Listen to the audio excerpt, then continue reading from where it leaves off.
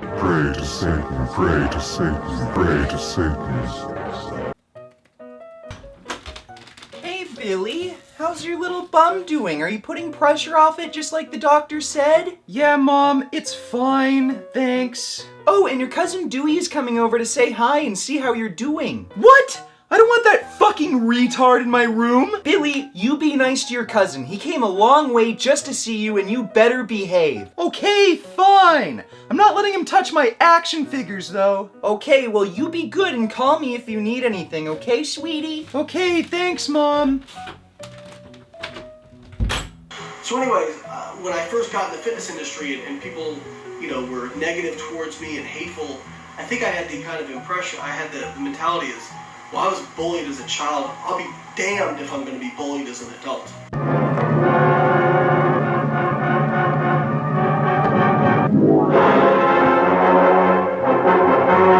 So, Layne Norton is a little unique on my long list of worst of the fitness industry victims because he knows he's stupid, but he knows he's not quite as stupid as everyone else. And just like pretty much everyone in the fitness industry who wants to get people to make them think they know what they're talking about, Layne Norton claims he's all natural. But then Layne Norton said, oh wait, there are other guys who say they're natural too. So how can I differentiate myself from everyone else who claims they're not on steroids?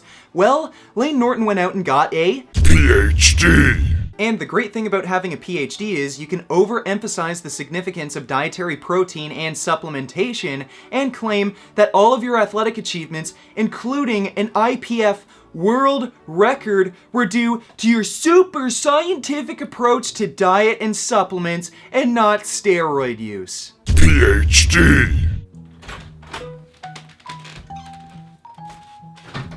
Hey, Billy, I heard you hurt your butt. Yes, Dewey, I hurt my butt. What do you want? Hey, why are you wearing a Goku shirt? Superman could kick Goku's ass. No, he couldn't, you fucking retard! Billy! Sorry, Mom! Now, I know honesty is a little bit difficult for you, Layne, but what do you think would be more useful in helping someone achieve a world record lift?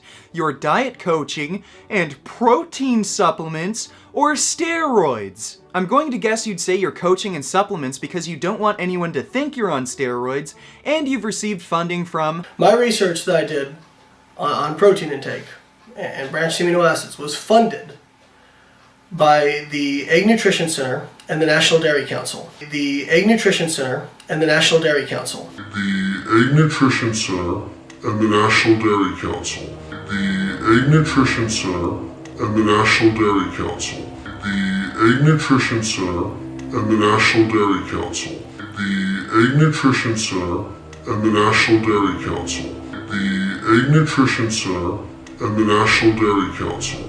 The Egg Nutrition Center and the National Dairy Council. The Egg Nutrition Center and the National Dairy Council. The Egg Nutrition Center and the National Dairy Council. The Egg Nutrition Center and the National Dairy Council. Hey, what you looking at on your computer, Billy? Just some faggot called Layne Norton. He tries to get people to buy supplements because of some bullshit research he did. Wow, how stupid does he think people are? And this dumbass faggot even said a McDonald's diet can be healthy as long as you lose weight. Wow, that guy sounds fucking retarded.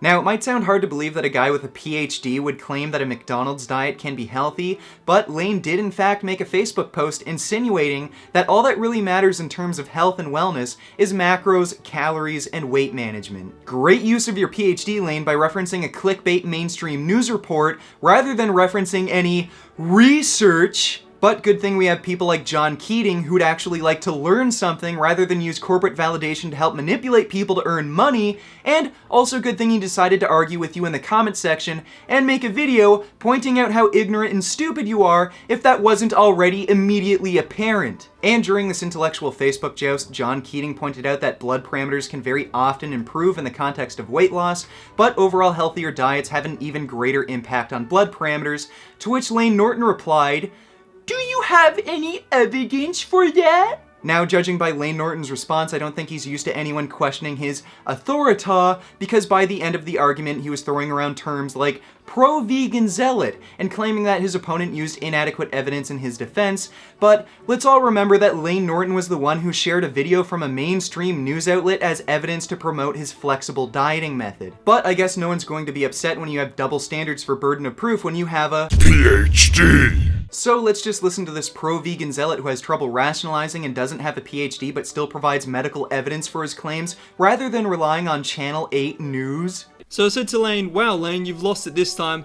Of course blood parameters improve no matter how you lose the weight, but is it going to improve more eating a healthier diet?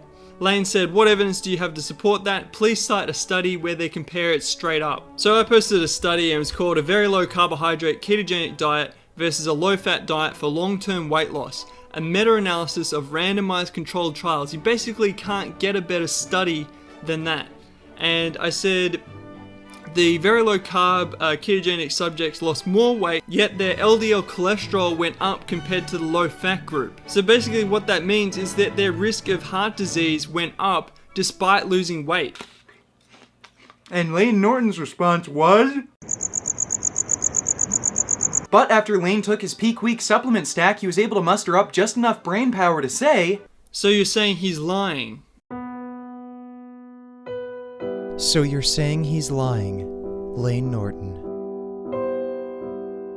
Well, either the preservatives in Pop-Tarts made Layne Norton go completely retarded, or somewhere in that conversation he got lost, but along the way he mentioned that there's some sort of consensus that there's no link between saturated fat and heart disease. I don't think the president of the American College of Cardiology, Dr. Kim A. Williams, is in that consensus because he's a vegan and recommends a low-fat whole foods vegan diet for the prevention of heart disease, among other chronic diseases. We also see huge differences in disease and mortality rates between diets that have similar macronutrient composition, but get these nutrients from different sources. So clearly, food choices have a more significant impact on health rather than just overall calories and macronutrient composition. Weight management is also often not primarily responsible for chronic disease risk, as vegans and vegetarians have the lowest risk of type 2 diabetes even when adjusted for BMI and other confounding factors, and this is partly due to saturated fat's ability to kill insulin-producing beta cells, and of course, meat tends to be high in saturated fat. Again, overall dietary composition and food choices seem to be more important than just looking at macros, calories, and weight management,